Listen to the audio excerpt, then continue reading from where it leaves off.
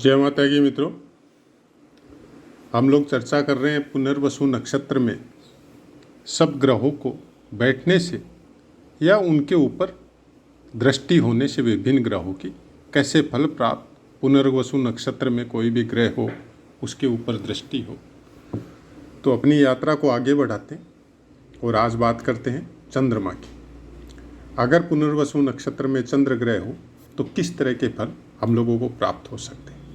प्रथम चरण, कुछ मिश्रित स्वभाव वाला जातक बनता है, अपने कार्य में कुशल होता है और बहुत तरह के गुण, कई कलाओं के, कई तरह को चीज़ों को समझना और कुछ मतलब अच्छे स्वभाव जिसको बोला जाता है कि लोगों का ध्यान रखना और करना, उस तरह का स्वभाव इंसान का होता है।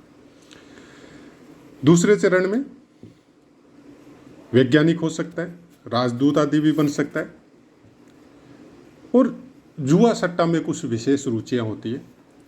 मेल फीमेल में भी कुछ विशेष रुचि ऐसे जातकों की होती है।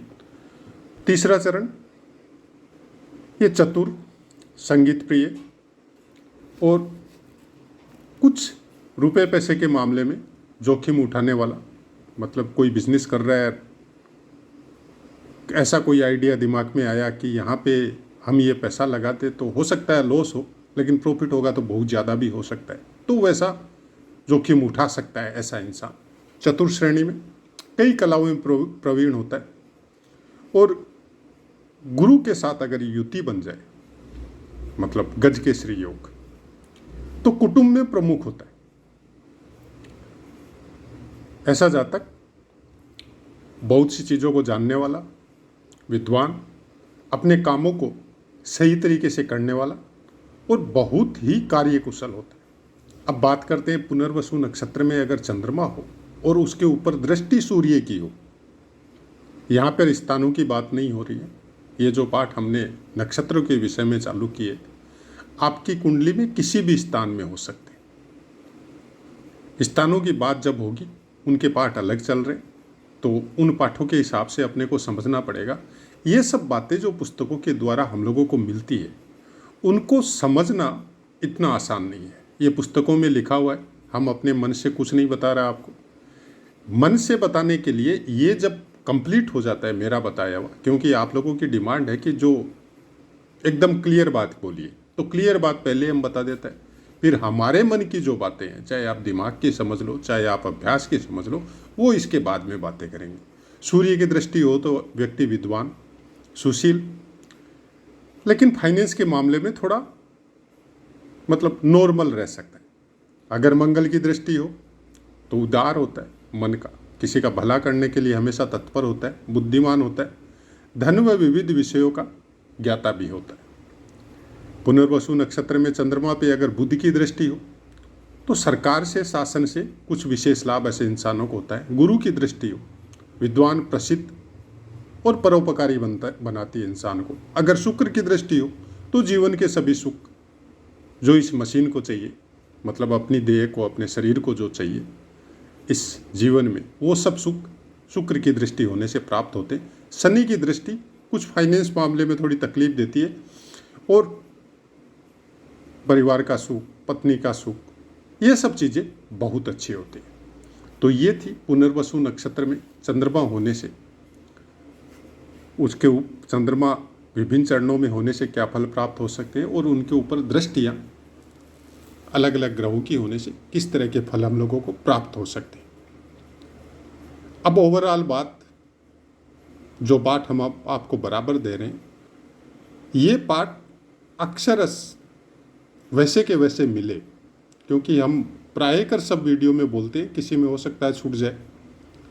पुस्तकों से हम लोगों को जो ज्ञान मिलता है वो एक रास्ता दिखा रहे हैं, वो 100% श्योर नहीं होता है, क्योंकि जन्मपत्री एक ऐसा सब्जेक्ट है जिसको समझने के लिए केवल पुस्तकों के ऊपर निर्भर रहना और उसके अनुसार फल कथन कह देना, ये बड़ा थोड़ा अलग चीज़ है, कभी नहीं कहना चाहिए। आपका अपना अभ्यास कैसा है, आपका अपना दिमाग कैसा है, ज्योतिष को समझने के लिए केवल पुस्तकों के ऊपर निर्भर कभी नहीं रहना चाहिए, क्योंकि पुस्तकों में केवल उतनी ही बातें बताई गई है जो आम इंसान को कुछ समझ में आए, फिर वो अपना रास्ता खुद डिसाइड करे। जैसे ज्योतिष में, वेद में, या चाहे आप अपने शास्त्रों में गीता समझ लो, रामायण समझ लो, जब आप बार बार पढ़ते हैं तो हर बार उस चीज़ का, उस संस्कृत का दोहा हो चाहे हिंदी का हो, अलग अलग अर्थ समझ में आता है। तो ज्योतिष में भी वही चीज़ें हैं। देश, काल और परिस्थिति अनुसार फल कथन कहना चाहिए। आपको उस ग्रह की पूरी समझ होनी चाहिए, आपको उस नक्षत्र के विषय में विशेष ज्ञान होना चाहिए, और सबसे बड़ी बात, आपका फल कथन कहने का समय, देखने का समय, अपने इष्ट साधन अध्यात्म में विशेष रुचि आपकी होनी चाहिए कि आपकी दृष्टि वहीं जाए जहाँ पे आपके मुंह से सत्य वचन निकले और अगले को तकलीफ भी नहीं हो। और सबसे अच्छा है कि अगर कोई कुछ गलत होने वाला है तो कभी नहीं बोलना चाहिए। हाँ, ईश्वर से आराधना करनी चाहिए कि ये बच्चा मेरे पास आया है तो इसका भगवान अगर कुछ गलत है या इस तरह का मेरे को नज़र आ रहा है तो आप इसका कष्ट दूर करने की कोशिश करनी चाहिए। डायरेक्ट उसको उपाय बताने की कोशिश कीजिए कि आप प्रभु की भक्ति करो, आप किसी गरीब की सेवा करो या किसी जानवर की सेवा करो। क्योंकि जब भी कोई ग्रह की कोई पीड़ा आपके ऊपर आती है, गोचर के अनुसार, दशा महादशा के अनुसार, तब आपको एक विशेष अनुभूति आपके मन में अपने आप होती है। अगर आप अपने धर्म पथ पे, कर्म पथ पे सही है तो, नहीं तो नहीं होती है। एक ही ग्रह का फल अलग अलग इंसानों के ऊपर एक ही जगह में और एक ही अंश पे बैठे हुए अलग अलग प्रभावी होते हैं। वो सब कुछ डिपेंड करता है आपके संस्कार और कर्म पे। आप काम क्या कर रहे हैं, किस तरह के कर्म कर रहे हैं, किस तरह के आदमियों के साथ रह रहे हैं, कौन से संस्कार आपको मिले हैं और किस तरह के संस्कारों में फिलहाल वर्तमान में आपका जीवन चल रहा है। इतना आसान नहीं है जन्म पत्री को समझना। और जन्म पत्री के विषय में, जैसे आपने कहीं दूर बैठे, हम भी आपको नहीं जानते और आप भी हमको नहीं जानते, और डायरेक्ट आपने ऑनलाइन अपनी कुंडली भेज दी या डेट ऑफ बर्थ भेज दी और उसके बाद हम आपको फल बताएं, बहुत मुश्किल है। कोई बता रहा है, मेरे को पता नहीं, किसी को इतना दिव्य ज्ञान हो सकता है, हमारे पास नहीं है। हो सकता है मैं वो बातें बताऊं जो आजकल बताई जाती है, उसके अनुसार आप खुश हो जाए, तो वैसा बहुत मुश्किल है। और वैसे भी मैं जन्मपत्रियाँ वगैरह देखता नहीं हूँ। मेरा बस केवल चैनल चलाने का उद्देश्य यही है कि जो तकदीर में लिखा है, जो प्रारब्ध आपको मिला है, उसको न तो कोई उपाय चेंज हो सकता है, न कोई ग्रह पूजा से चेंज हो सकता है, न कोई यज्ञ हवन से चेंज हो सकता है। अगर ऐसा हो सकता, उस प्रारब्ध को अगर आप चेंज कर सकते, तो फिर भगवान के जो अवतार हुए हैं वो सब में इस शरीर में आके ईश्वर ने उन कर्म फलों का भोग नहीं किया होता। वो आराम से अपने शत्रुओं का नाश कर सकते थे, वो आराम से अकेले धर्म की स्थापना कर सकते थे। इस पृथ्वी पर रह के दुखों का भोग नहीं करते वो, जो आज हम लोगों को पढ़ने को मिलता है। ग्रह, हाँ, ये जरूर बात है कि जब आप सही कर्मों का चुनाव करते हैं, सही तरीके से अपने जीवन को, अपने मशीन को सही कामों में लगाते हैं, तब आपको रास्ते जरूर अच्छे मिलते हैं जिससे आप अपने प्रारब्ध का भोग, चाहे वो दुख के रूप में हो चाहे सुख के रूप में हो, बड़े इजीली भोग के और अपने जीवन को सार्थक करके जा सकते हैं। ग्रहों का भी कुछ ऐसा ही योगदान रहता है आपकी जन्मपत्री में। विभिन्न ग्रहों का विभिन्न कुंडलियों में अलग अलग तरह का योगदान देखने को मिलता है। एक ही ग्रह एक ही जगह बैठे हुए हजारों कुंडलियां ऐसी होती है कि एक ही समय में, एक ही स्थान में, एक ही हॉस्पिटल में अनेकों जन्म होते हैं, लेकिन उनके कर्म फल अलग अलग होते हैं। उसका कारण यही है, देश, काल, परिस्थिति। किस परिस्थिति में आपका जन्म हुआ, किस संस्कारों से आप ओतप्रोत है, आपके माँ बाप के, परिवार के जिनके साथ रह रहे हैं उनके कैसे संस्कार है, किस तरह का जीवन आपको दिया है उन्होंने, उसके हिसाब से आपको ग्रहों का फल मिलेगा। फिर आप जब कर्म पथ में उतरेंगे, आप जब अपने कामों में उतरेंगे, तो आपका व्यू कैसा रहता है, आपकी सोच किस तरह की है, आप कामों को किस तरह से करते हैं।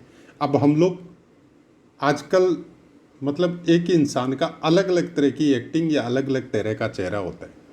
अब छल कपट के अनुसार अगर जीवन काट रहे हैं, जैसे हम लोग देखते हैं फेसबुक में कि किसी ने बहुत मेहनत करके एक पोस्ट बनाई और दूसरा उस पोस्ट को कॉपी पेस्ट करके अपने नाम से प्रेषित कर रहा है, क्या होगा उससे? क्षणिक सुखानुभूति हो सकती है, थोड़ा लाइक मिल सकता है, हो सकता है एडवर्टाइजमेंट का कुछ पैसा मिल जाए, हो सकता है उससे और पैसा कमा ले ये सब कामों से वो, तो क्या शांति मिलेगी? कभी नहीं मिलेगी। इसलिए जिसके साथ इस तरह के, जिसके घर में या जिसके पास इस तरह के कामों से अगर पैसे आ रहे हैं, वहाँ पे बच्चे की कुंडली कितनी अच्छी हो और किस तरह के खाद्य पदार्थों से, कैसे कमाई किए हुए खाने से उसका जीवन ग्रो हो रहा है, उसके संस्कार आप सोच सकते हैं किस तरह का होगा। तो ऐसी बहुत सी बातें, पहले घर में हो जाए, दूसरे घर में हो जाए, तीसरे घर में हो जाए, लेकिन कर्मों पे सब कुछ डिपेंड है। मेरी खुद की जन्मपत्री इस तरह की है कि अगर वो जन्मपत्री आज, जैसे मैंने दिखाई भी है बहुतों को, लेकिन सबको, किसी को कुछ भी समझ में नहीं आता। अलग अलग चीज़ों का अलग अलग विद्वानों ने अलग अलग प्रिडिक्शन करके दी, लेकिन सबका प्रिडिक्शन एक जैसा ही। एक चीज़ मेरे को क्लिक हुई कि ये एक ही प्रिडिक्शन है कि जीवन में अगर कुछ करना है तो ईश्वर का नाम लो और सही काम करो, तब रास्ते अपने आप खुलेंगे। वही हो रहा है आज। ज्योतिष में कोई चीज़ स्थायी नहीं है। आप इस तरह को, इस सॉफ्टवेयर को कुछ इस तरह से समझ लीजिए कि ये ब्रह्मांड वाला सॉफ्टवेयर है। आप जिस तरह का इसमें दाना पानी डालेंगे, उस तरह का माल बन के आपको रेडी होके आपको मिलते जाएगा। एक सोच जो बहुत सी अनेक सोचों के साथ आपकी कनेक्ट होती है। सपोज मेरी छल कपट की सोच है, मैं एनी टाइम मतलब किस तरह से लोगों को मूर्ख बना के पैसे कमाऊं या अपनी सुख सुविधा जुटाऊं, तो ऐसी अनेक सोच कलयुग में इस ब्रह्मांड में तैर रही है ऊर्जा स्वरूप में। तो मेरी सोच उन ऊर्जाओं के साथ कनेक्ट होगी। फिर जिनके आइडिये मेरे से ज़्यादा ब्रिलियंट है लोगों को मूर्ख बनाने के, उन आइडियो के साथ मैं अपने आप जुड़ते जाऊंगा। लोग बोलते हैं ना दुख मिल रहा है, तो वो सब काम करते करते वो शक्तियाँ या वो आदमी या वो इंसान या वो एटमॉस्फेयर मेरे अगल बगल में गैदर होना चालू हो जाएगा और मैं उसी काम में आगे बढ़ते जाऊंगा। फिर मैं भूल जाऊंगा कि ये गलत है, फिर मेरे ऊपर इफेक्ट ही नहीं होगा कि ये गलत है ना सही है। तो ऐसा ही कुछ होता है इंसान के साथ। लेकिन अगर आपकी सोच सही हो, आप किसी भी गलत काम या गलत काम से कोई भी अर्निंग करना नहीं चाहते हो, तो आपकी सोच उन्हीं सोचों के साथ जाके, उसी ऊर्जाओं के साथ जाके कनेक्ट होगी और धीरे धीरे आपका जैसा एरो बनते जाएगा वैसे इंसान आपके अगल बगल में जुड़ते जाएंगे। हम लोग प्राय कर देखते हैं कि कोई कोई आदमी जिसको हम लोग जानते भी नहीं है, फिर भी हम लोगों को अच्छा नहीं लगता। क्यों नहीं लगता? क्योंकि आपकी सोच के हिसाब से, आपके कर्मों के हिसाब से आपका एरो कुछ इस टाइप का बन गया कि सामने वाले का एरो जस्ट आपसे अपोजिट है, इसलिए आपको वो पसंद नहीं आ रहा है, जबकि उसने आपका कुछ भी बुरा नहीं किया। ज्योतिष उसी चीज को बताता है। ज्योतिष को वेदों का आंख इसीलिए बोला जाता है कि वेदों में क्या लिखा हुआ है उसको आप ज्योतिष या ज्योतिष पढ़ने से, ज्योतिष को समझने से, ग्रह नक्षत्र को समझने से वो चीज़ें आपको जल्दी समझ में आएगी। वेद में एक ही श्लोक का बार बार पठन करने से अलग अलग तरह के अर्थ निकलेंगे। जैसे गीता को आपने एक बार पढ़ा, 2 बार पढ़ा, 3 बार पढ़ा, आप देखिएगा आपका दिमाग ऑटोमेटिक अर्थों को चेंज करते जाएगा और एक समय ऐसा आएगा जब आपको पता चलेगा कि नहीं, आज तक मैंने सोचा है उससे जस्ट अलग है। तो हमारा यही कहना है, ज्योतिष पे विश्वास कीजिए, ज्योतिष के अनुसार चलने का कोशिश कीजिए। ज्योतिष आपको बताता है कि आपको अपने कर्म पथ पे कैसे आगे बढ़ना है। ज्योतिष आपको ये नहीं बताता है कि आपका भविष्य क्या होगा, भविष्य आपको बनाना है। चंद्रमा पुनर्वसु नक्षत्र में आप कोमल हृदय के होंगे, आप ज्ञान के प्रति आकर्षित होंगे, आपको दूसरों का भला करने की आपकी नेक नियति बहुत अच्छी रहेगी, आप लोगों के प्रति उदार होंगे, धर्म कर्म के मामले में बहुत रुचि लेंगे, साधु संतों का आदर करेंगे। लेकिन वही आपका परवरिश कोई अलग लेवल के आदमियों के साथ हो, आपका संगति भी प्रारब्ध अनुसार आपको अलग लेवल के आदमियों के साथ हो, तो फिर इन चीज़ों में प्लस माइनस हो जाएगा।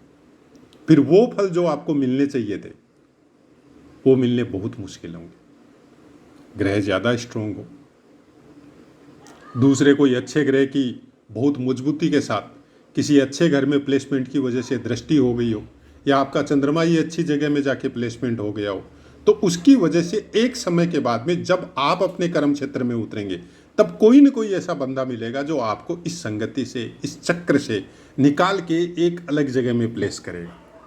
तो ऐसा कुछ भी होता है इंसान को जीवन में, जब भी मतलब इस तरह का काम होता है तब भी होता है कि भाई कोई आदमी शुरू से ही गलत कर रहा है। जैसे हम लोग इसका वाल्मीकि रामायण का उदाहरण ले सकते हैं, जिन्होंने वाल्मीकि जी ऋषि ने लिखा है।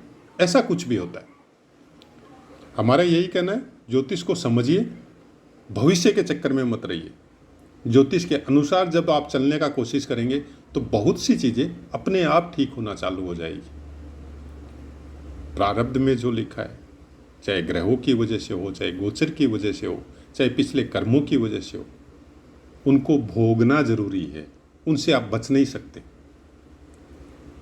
लेकिन ज्योतिष के अनुसार जब जीवन यापन करेंगे तो भोगेंगे, लेकिन एक शक्ति के साथ कि आप उनका मुकाबला बहुत इजीली कर सकते हैं। तो आशा है मित्रों बात समझ में आई होगी। हम अपनी वाणी को विराम देते हैं और आपसे आज्ञा लेते हैं। जय माता।